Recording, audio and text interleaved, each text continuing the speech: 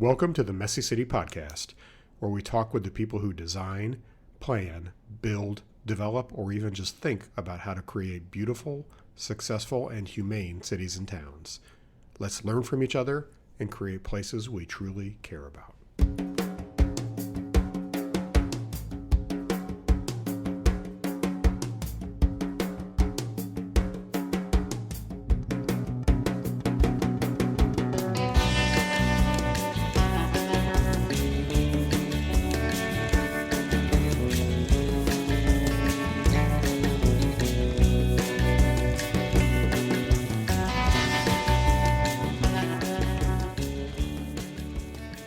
Welcome back to the Messy City Podcast. This is Kevin Klinkenberg.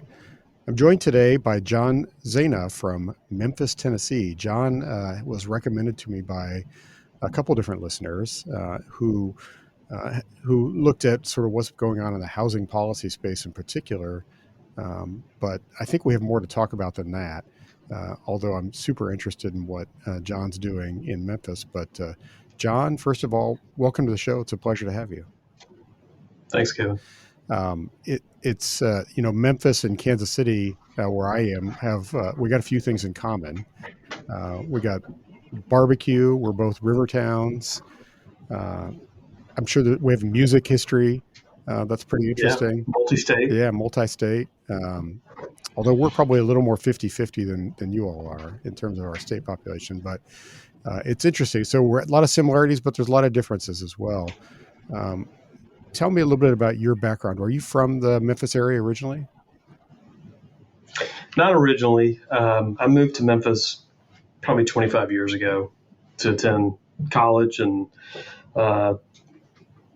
stayed in Memphis for graduate school in city and regional planning at the University of Memphis. Early in my career, got into working for the planning division. One job led to the next, and have stayed in Memphis for 25 years. So I can't say I'm from here, but maybe I am. I don't know. Well, it's probably like a lot of cities that if you're not like third generation, you're not really from there. So who knows? Yeah. I have a little Memphis connection as well. A long time ago, when I was a much younger guy as an architect, I interviewed for a job at Looney Rick's Kiss, and great. Carson tried hard to recruit me down there, and I made a couple of visits and even looked at houses, but never ended up pulling the plug, even though I love their work and I think they're a terrific firm, and have visited a number of times to look at Harbor Town right there, and then also just explore downtown and everything else, the sort of the things that tourists do and people who are interested in cities. So it's a pleasure to have you. So John, you've got a brand new job, as I understand it. You were just promoted to Chief of Development and Infrastructure for the City of Memphis. Talk a little bit about what that entails. Sure. Well, I've been in this job just for under a month now, coming from the position of Director of Planning for the last 7.5 years.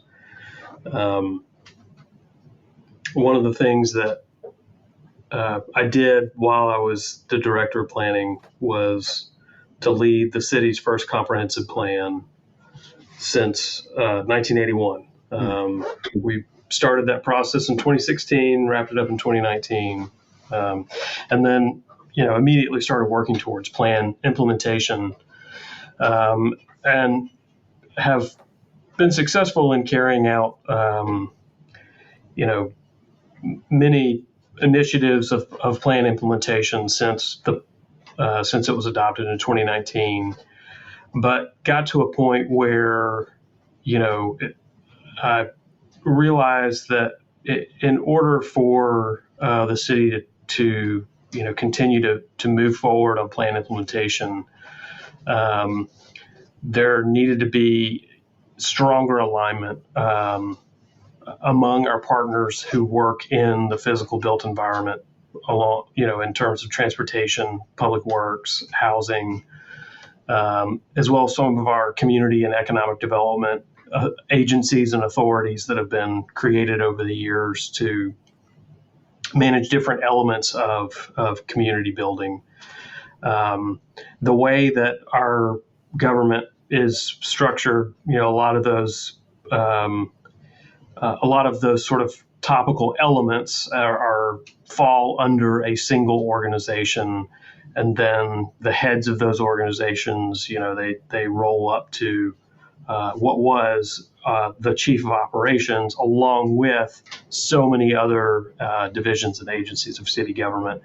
And so there, functionally, structurally, there was not a dedicated executive level position that was responsible for all of the coordinating all of the functions of influencing community development in the built environment. And so the city's mayor, Paul Young, who not only is a planner, but was in my graduating class at the University of Memphis as in city and regional planning, and someone who I've worked with my whole career. He saw the need for putting a greater focus on the coordination of those different agencies, the sort of functional and structural coordination of built environment community development functions, so that the city is able to advance its priorities in terms of new investment in housing, new investment in the core city, in the downtown, in a way that we just haven't been able to accomplish, over the years. But I think he was closely involved with the comprehensive plan from the perspective of other agencies. When we started the comprehensive plan, he was the director of housing and community development, and then later became the president of the Downtown Memphis Commission before becoming mayor. And I think firsthand saw how important it was not only for the city to be able to influence how we drive new development back into the city, and particularly in the core of the city and downtown, but also how we implement a comprehensive plan comprehensively, and working together. We saw this position as being really a great opportunity to bring that coordination together, to move forward the plan and move forward the initiatives of the city to help reinvigorate the downtown and the core. So is Memphis then, do I understand, is a little bit more of a strong mayor form of government versus council manager? That's right. Strong mayor form of government. Okay. Yeah. I gathered that by looking at that press release that the mayor appointed you. So let's take a step back and talk a little bit about how that works. I'm in a council manager city. I have mostly worked and lived in council manager types of cities. How does that sort of boots on the ground? How does that work when you have the strong mayor form of government for a large city like Memphis? I guess boots on the ground, I would say our mayor functions as the CAO, of the CEO of the city.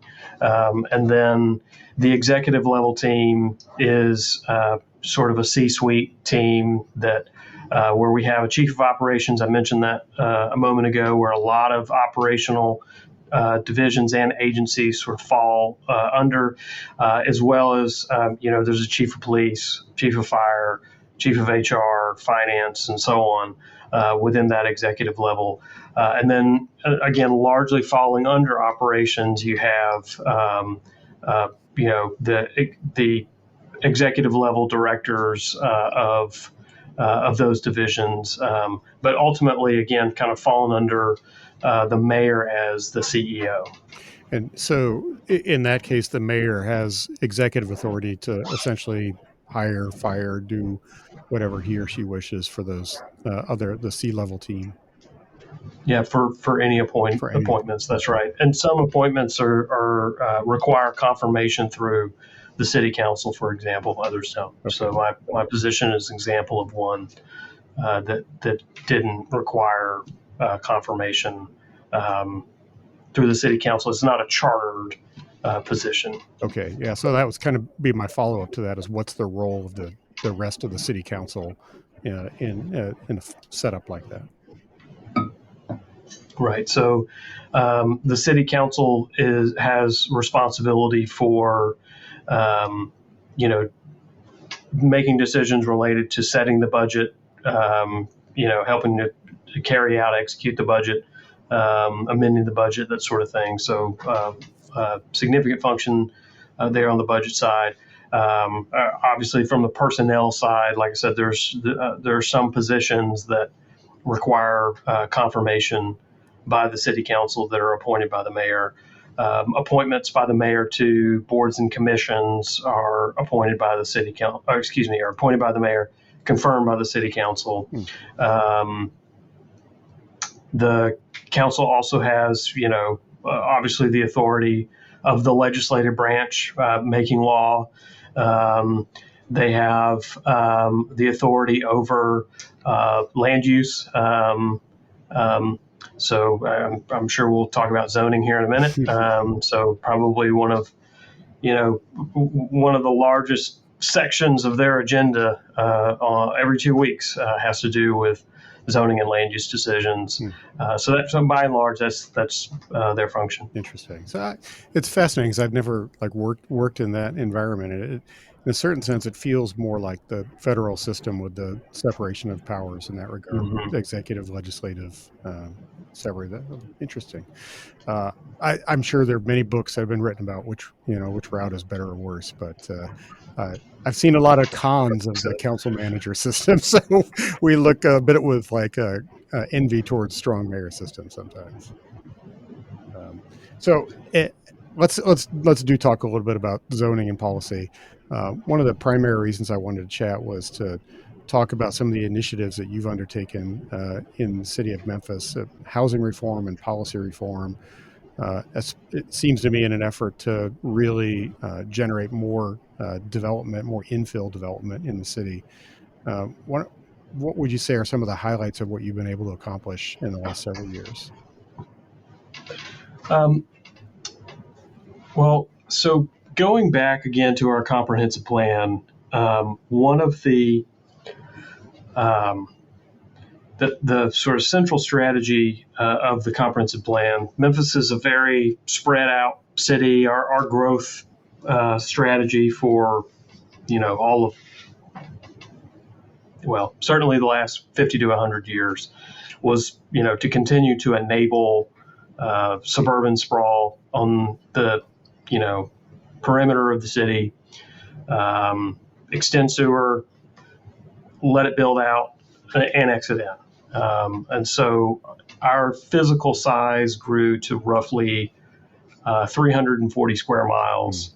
Sounds familiar. With a population density of under 2,000 persons per square mile. Yeah. In around the time of, at the end of the 2010s, as we were doing our comprehensive plan, right as we were starting our comprehensive plan, there was a lot of discussion that started at the local level, really sort of got really peaked, I guess, at the state level, and then the decision sort of came back to the local level around the city de-annexing some of the areas that it had most recently annexed, or areas that had been annexed within the last 20 years that there was really no intent for the city to extend urban level services, and essentially returning those back to unincorporated area of the county. That effort did go through. There was a series of I believe 5 de-annexations. The physical size of the city is maybe around 310 square miles now, around 300 maybe. So we shrank the footprint with very little population loss as a result of de-annexations.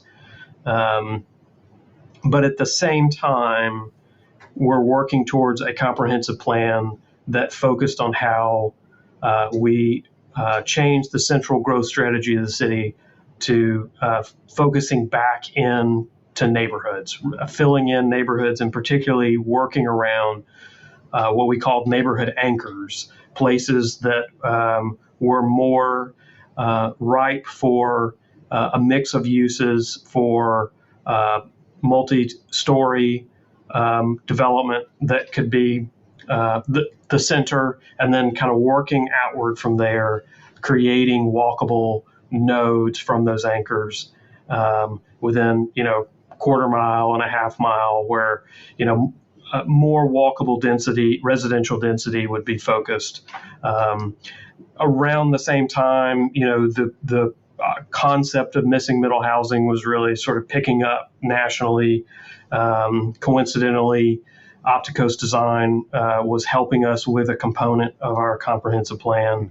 And so some of the recommendations that we had, particularly in the goals around housing, dealing with what development could look like and how it should be enabled within those anchor areas, talked about what was necessary in terms of driving missing middle recommendations. And so that was not only what needed to be addressed from a zoning standpoint, but there were some, at least initial recommendations about looking at what building code barriers there were to missing middle housing as well. Early on, there were a few things on the zoning side that we identified as being, I think, easy wins that we could make without a large overhaul to the code. We adopted the comprehensive plan in 2019. Like I said, it had been almost 40 years since the city had adopted a comprehensive plan.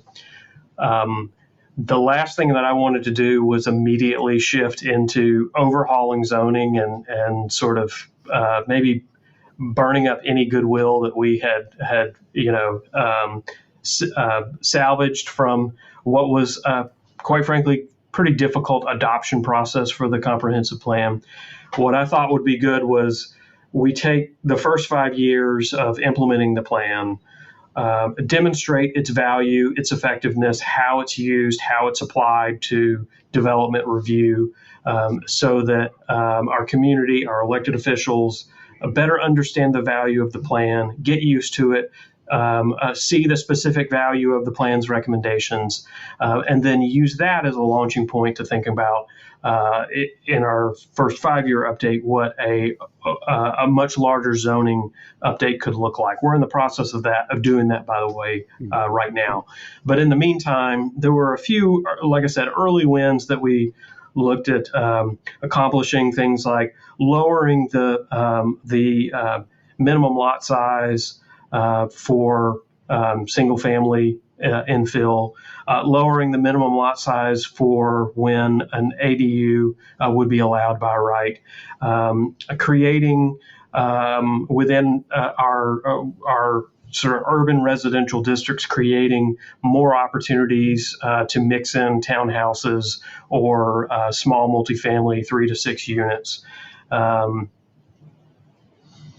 As well as also working with creating some flexibility on lot orientation and lot size, so that there were more permissions for the zoning administrator to deviate on an application by application basis for things like lot width, lot size, that sort of thing, for all types of residential development. So we were able to get a lot of those recommendations through a text amendment of our unified code. I guess that was in 2022 when that was done, so shortly after. And so that has helped, I think, certainly to create more flexibility, a more flexible environment for working within zoning to do infill housing. At the same time, we started to look at what some of the issues were on the building code side. I've had the pleasure and the privilege of working with a local developer here who is doing a lot of infill,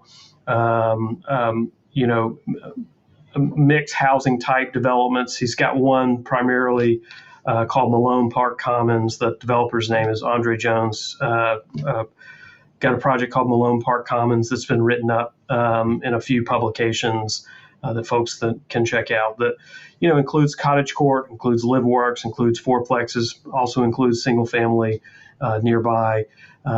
He's looking at how missing middle, how walkable urbanism is brought back into a neighborhood just adjacent to downtown.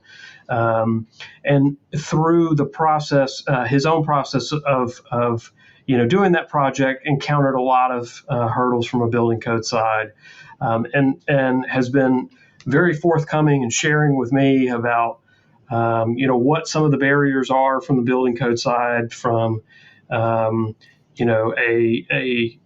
dimensional standpoint in terms of just trying to get those projects on a lot, but also from a cost perspective.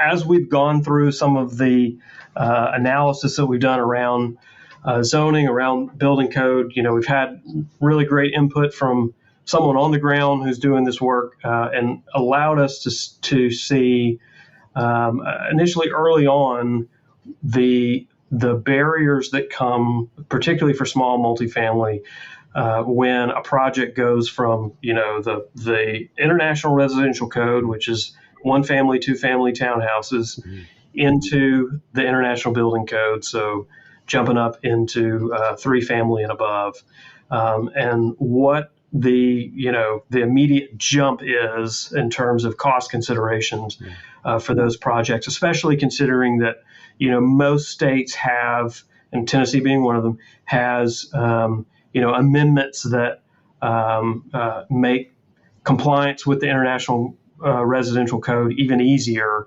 but don't have the same amendments for the building code.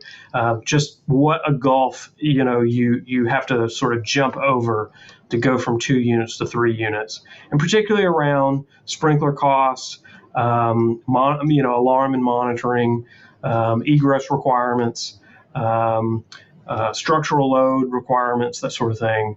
And so early on, one of the things that we did was say, why don't, a lot of our small multifamily 3 to 6 unit buildings, they function a lot like large, single family. Why don't we look at treating 3 to 6 units in the building code like we treat single family and 2 family?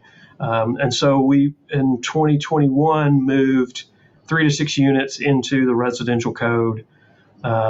We actually have gotten some pushback, or did get some pushback from our state fire marshal on that.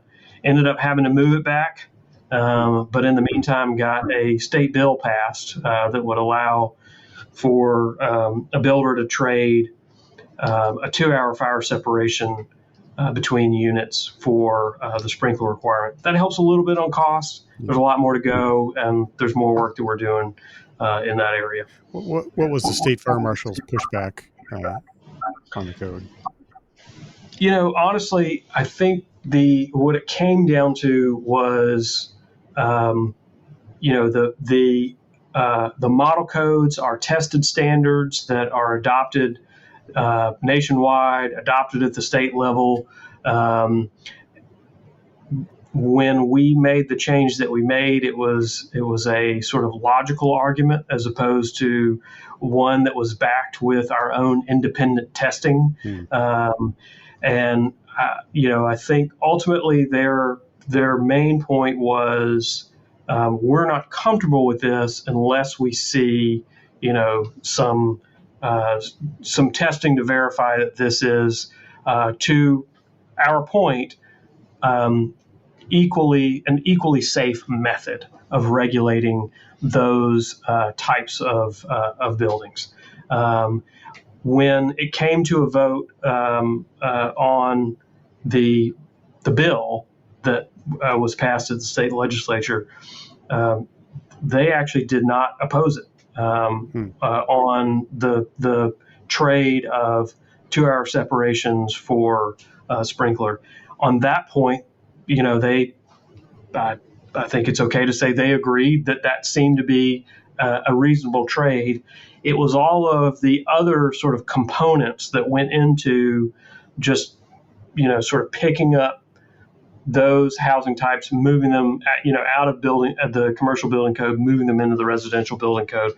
I just don't think that they were comfortable with. I don't want to characterize their position as full opposition, because we're actually, like I said, we're working on some additional changes now to amendments now to the building code, keeping those structures in the IBC, but trying to gain back some of what we would have gained by moving those housing types into the residential code, but being more specific about what changes we want to make related to, egress and structural loads and that sort of thing.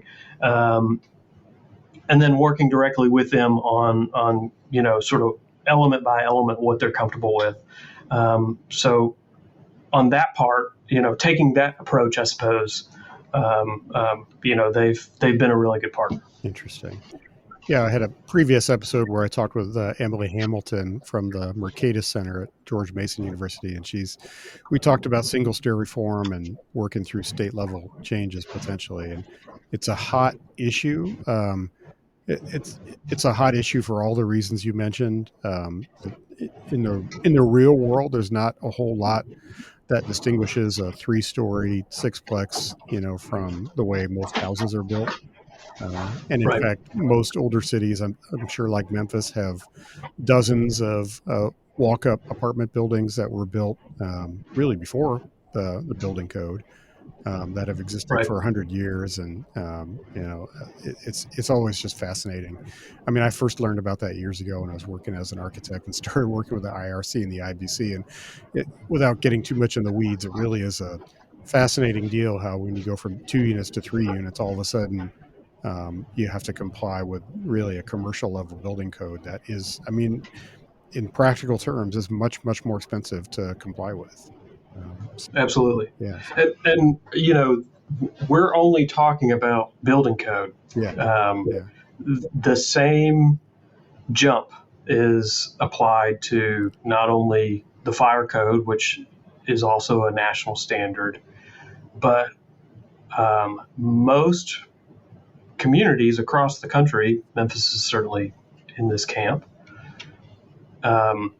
they sort of cut their divide between, residential and commercial, or residential and non-residential, or, whatever the case may be, on the same, between 2 and 3 units. So that also applies to stormwater regulations in a lot of communities. It applies to utility requirements in a lot of communities. It applies to, whether you get municipal trash service or have to get private haulers in a lot of communities.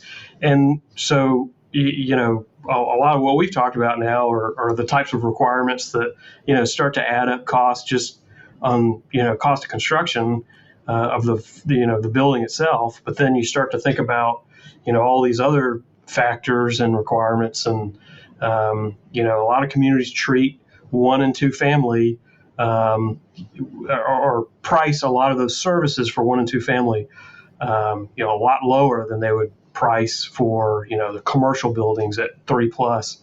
And so it doesn't just stop with building code. There's a lot more of that gulf that widens as you start to think about, how these other requirements start to factor in. Yeah, which it's all kind of funny. You could easily have a single family house that has 8 to 10 people living in it, and you could have a 4-plex that has 4 people living in it. So right, you just and thinking about a stormwater perspective, you single family house that's the same physical footprint with the same amount of paved area on the lot.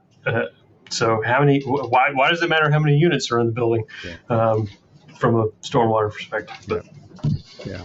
So what have you seen since working through some of these changes? Have you seen much or had an opportunity to see much yet in the marketplace in terms of people wanting to build things or making permit applications? Yeah, so um, there's certainly a lot more interest that we have from builders who want to kind of take the next step up into doing small multifamily. Um, I mentioned Andre. There are a handful of others who I think were already looking to move beyond doing, single family infill into doing small multifamily. The fact that we've led on building code updates and changes to help make it easier, I think, has caught the attention of several builders in town. But I think many of them are still working through, what it takes. Even though we've tried to make the process a little easier and more transparent, tried to lower some of the requirements in terms of the cost burden. It's still a more complex process of getting through the IBC. So one of the things that we did recently was to put in a pre-approval process within our building code plan review office. So this isn't necessarily like the pre-approved pattern zones that other communities are doing. We're working on that right now. But what we wanted to do first was to actually build the process within our plan review section, so that we had established an option where essentially plan review is available at all times, regardless of whether you got a project that's moving forward or not. If you're using stock plans that you own or license, and at some point you're going to build using those stock plans, whether it's a 1 family or a 4 family or a 6 family, go ahead and get it registered through our plan pre-approval process, particularly for those projects that are 3 family, 4 family, and making that jump in code complexity into the IBC, and might take a little bit more time to get through the review side. Get your plan reviewed through the pre-approval track, so that by the time you've got a project that's ready to go, all you're submitting for review is a site plan in order to get your permit. Once you get through the plan pre-approval stage might take a few weeks to make sure that the building is code compliant. But once you got a project ready to go and you're using a pre-approved plan, you can get that permit in a day, which when you've got a project that's on the line, a day is obviously a much better guarantee that your project can move forward. And, you're not having to worry about delays on the permitting side. You're not having to worry about any, carrying costs as you get through what otherwise might be a longer permit process. And so I think adding that too has helped, again, just raise the interest among folks who otherwise might be doing only 1 family or 2 family infill, to thinking about how they can create more of a portfolio of multiple different housing types to be able to do throughout the city. And this kind of goes back, of course, to zoning. We've got to make more lots available to doing 3 and 4 family, up to 6 family by right, so that there's not the delay and uncertainty of getting through an entitlement process for those. So that's part of what we're working on now, obviously, with the zoning, the sort of larger scale zoning map update, to pair that with the building code update. But we are seeing more projects come forward, but also, like I said, more builders who might otherwise only do 1 family infill projects look at how they can diversify the type of work that they're doing in the community. Memphis too is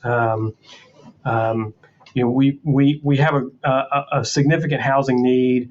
There are a lot of sort of financial gaps to delivering housing within our core city, especially within a lot of neighborhoods that have seen disinvestment over 1, 2, 3, sometimes 4 decades.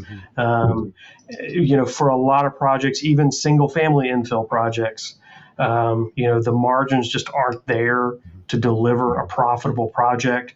And one of the reasons why I think we've been so motivated to figuring out addressing housing from a variety of different perspectives is because we know as government, we can't subsidize our way out of meeting the housing gap that we have in the core part of our city. We've got to be more creative in terms of how we're mixing solutions from not only funding and financing, but policy and regulation, land availability, and sort of bridging all of those together so that we're able to shrink the gap, but that a lot of our builders are seeing, and as they try to build in a lot of neighborhoods in our city.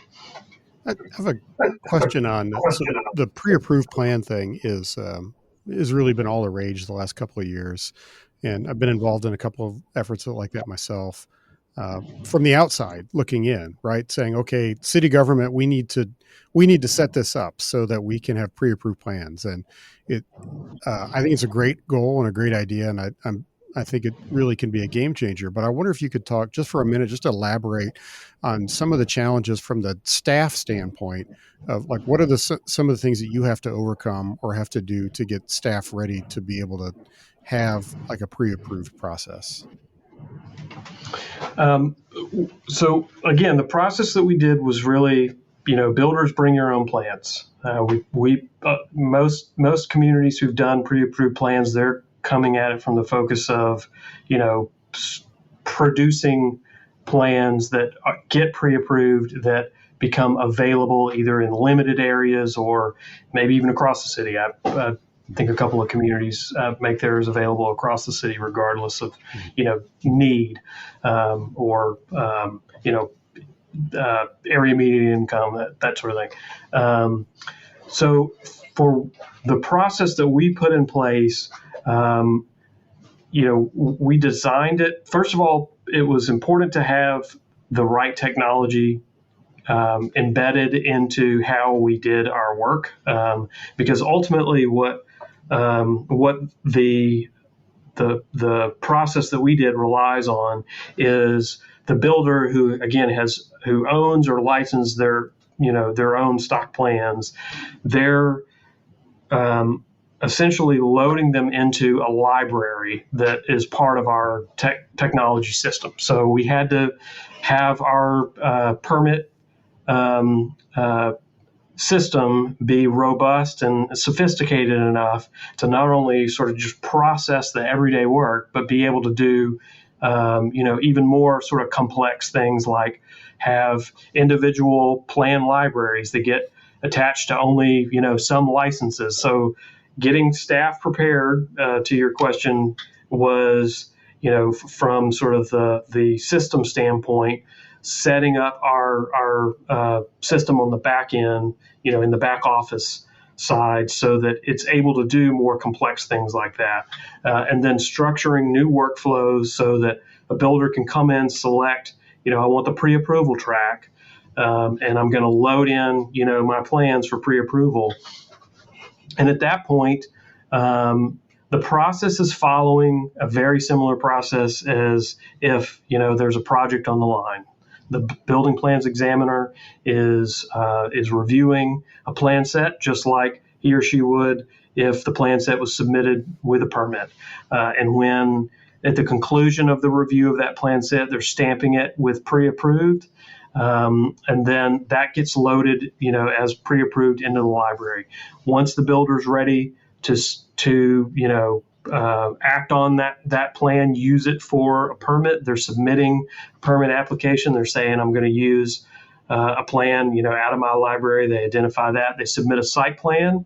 One of the things we want to see is obviously is the site plan, meeting all the zoning and dimensional regs in the unified code. That can be done pretty quickly. But we also want to see, are there any changes or modifications to the building plan that is being done, for this particular permit? Even though a builder may have stock plans that they're using pretty regularly, there are often modifications and customizations that get made as those plans are applied to, a particular lot.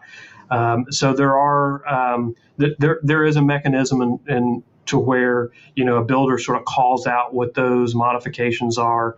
As long as they're not substantial, they can be approved just as a minor amendment to the plan, and honestly just checked in the field, as opposed to making the builder go through any sort of redraw. On the 1 and 2 family side, it's a lot easier. When you get into, again, 3 and 4, like I said, we're running that through the same process we would run through a regular permit. So if there is a need to get the fire department involved because the building's got to be sprinklered, let's say we're in 5 unit, 6 unit at this point, building's got to be sprinklered, there's got to be an alarm or monitoring, that sort of thing. We get the fire department involved in that review so that they're engaged with the pre-approved process as well. So it functions a lot, very similar to a typical process. There's just a lot of front end work that we're doing to make sure that we've got our systems and our processes in place so that we're thinking about all the eventualities of how this is going to work. And obviously a lot of the functional elements of how it's going to work. Interesting. It's definitely a shift. From a staffing standpoint, it's a shift in mindset as well about how to approach some of these. Yeah. I think one of the things that we have also pushed on a staff mindset side is we want to be problem solvers. Our job is not just sort of as is the regulator behind a wall who is kind of citing citations of code and sending them back, and expecting those comments to be deciphered by a builder or architect, and and then we just go through this process of review cycles. Our goal is to get permits issued so that we can get buildings built. So we have very aggressive metrics about how quickly we review things. We have very aggressive metrics about how few times we see things, so that we can get permits issued, buildings built. In all honesty, that mindset was, the type of mindset you need when thinking about, how do we build out a pre-approval process. I don't know that any of our plans reviewers felt that it was a shift in mindset at all. It seemed like it kind of felt part of the approach of, we're problem solvers, we're trying to get permits issued, we're trying to get buildings built. Interesting. Could you talk for just a minute about like the lay of the land in the urban core in the city of Memphis? When I visited, my impression as an outsider was you've obviously got like the core downtown area and Beale Street, the entertainment area. There's a lot of famous landmarks and other things, and a lot of work that's gone into downtown. But then there was also kind of a ring around the downtown where the neighborhoods had a lot of disinvestment over the years, and a lot of population loss. Talk about some of the issues that, first of all, is that seem like a reasonable perception, and then what are some of the issues that you're wrestling with in particular? Yeah, so that is a reasonable assessment. I think you primarily see the disinvestment in the close-in neighborhoods north and south of downtown. To the east of downtown, an area we call Midtown, so North Memphis, South Memphis, Midtown all have sort of historical building pattern, very sort of walkable infrastructure, gridded streets and so forth. North Memphis and South Memphis have seen a lot of disinvestment. Midtown has been very stable and thriving over time.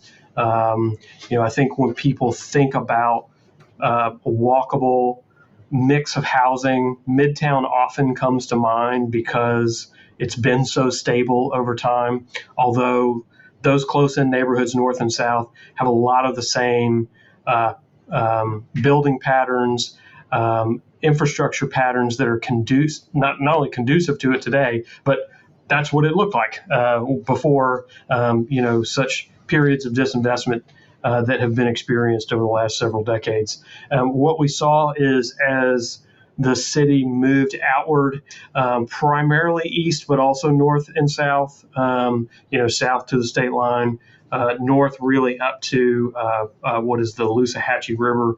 Um, as it physically grew, the population growth wasn't really at pace with the physical growth.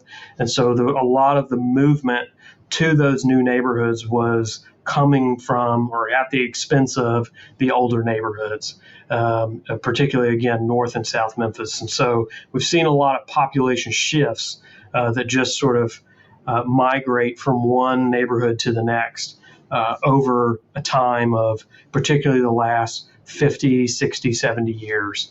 Um, a lot of the focus on infill from a market-based standpoint has been how we can fill in and directly around Midtown because like I said, there's a lot of market stability there.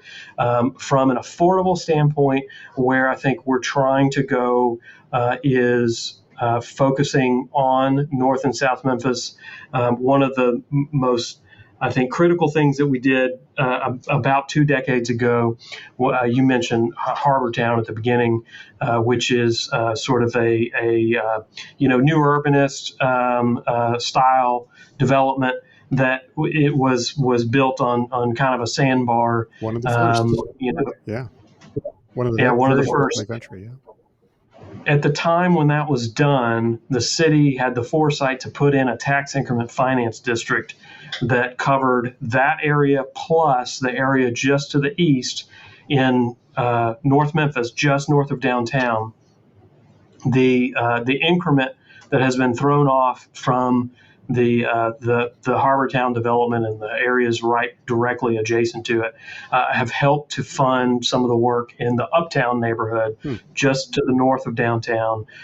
In fact, the Malone Park Commons development I mentioned a moment ago that Andre Jones has done, that's in the Uptown area. So great example of how we're returning sort of walkable, a traditional development back to an area where the infrastructure is already well positioned for that.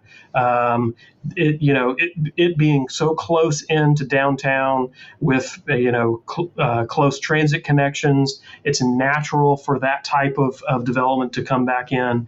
But what's missing is a lot of the margins to get the returns that builders need to fill back in those blocks.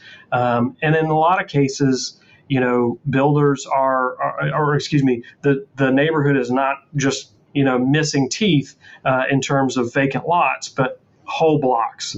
And so it really has been quite an effort to think about what it takes in order to get infill at that scale, particularly when the margins are such that it has just makes it so difficult to turn one lot at a time, let alone a whole block at a time.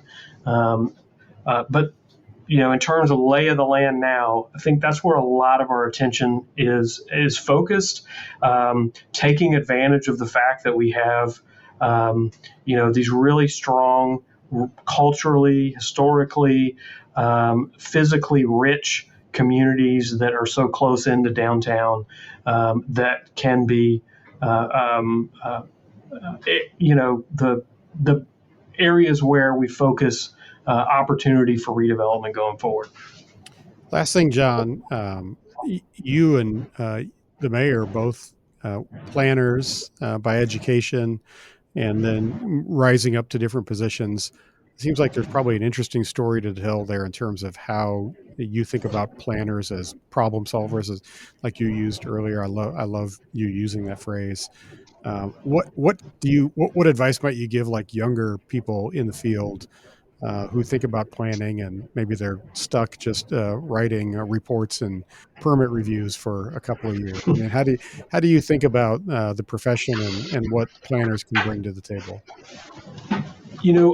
I have been really pleased over the last few years to see, the planning profession move more towards taking an active role in trying to solve, not only some of the acute housing issues that communities all over the country face, but how we're actually delivering on a lot of the sort of high level policy objectives, aspirations that we talk about as a profession. The fact that I can go to now an American Planning Association conference, and people know that they can talk to me about building code and want to talk to me about building code. That's a very different feel than maybe even a few years ago. In fact, I wrote a zoning practice article in 2021. I think it was 2021, on deregulation, which I wanted to use that word very deliberately to be a little bit provocative at the time, because that wasn't really a word that planners used a lot. But in that article, I talked a little bit about not only some of the zoning changes that planners need to be looking at within their codes other than just use, because this was kind of right on the heels of Minneapolis, and they really were taking a little heat in the 1 year later of, well, they made single family allowed in all these districts, but nobody can build because of lot requirements or height requirements or whatever the case may be. So I wanted to talk a little bit about that, but I got into building code a little bit, and then presented with some folks at a APA conference. I believe it was in 2021, on that research and talking a little bit about building code.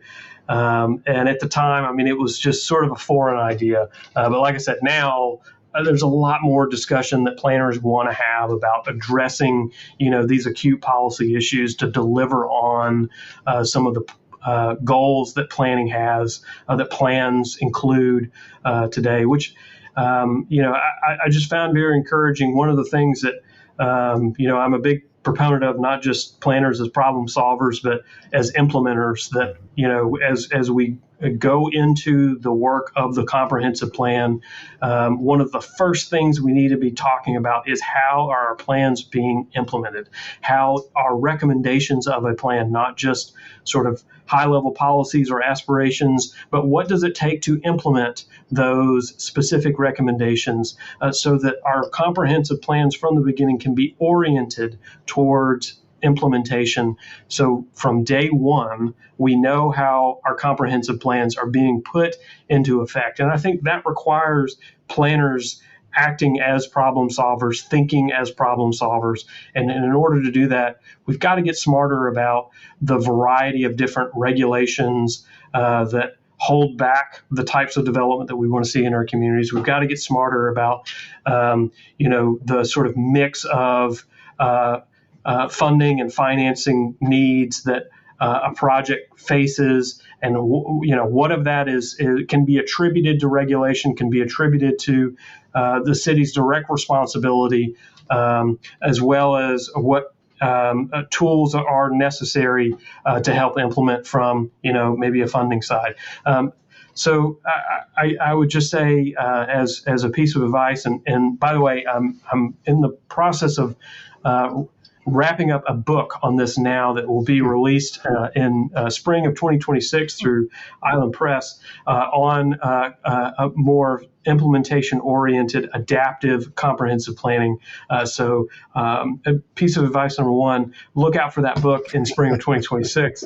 And then second piece of advice is, as we're thinking about what our goals are for planning, the question should be not only how are these goals implemented, but who implements them, and what are the pathways to get them implemented, and make sure those are clearly infused in our plans, so that we're not just sort of leaving plans at the task of setting goals for or a vision for the community, but actually putting in place a clear roadmap for how we get there. That's great advice, John. Really appreciate it. I think Memphis is lucky to have you, and every city would be fortunate to have somebody with that mindset at a level at which you're working at. So, really appreciate the time today, John. If anybody wants to get a hold of you or try to connect with you, what's the best way you suggest? Yeah, so I've got a website, johnzeanah.com. Mm-hmm. If you want to shoot me an email, talk about anything related to my work in Memphis or anything I'm writing or thinking about working on, info@johnzeanah.com. You can also find me on LinkedIn. So those are the best ways to get in touch with me. All right, John. I really appreciate the time today. I know you're a busy guy, so thanks for making the time, and uh, look forward to hopefully someday meeting in person, and we can follow up and see how things are going in Memphis. Sounds great. Thanks, Kevin. You bet.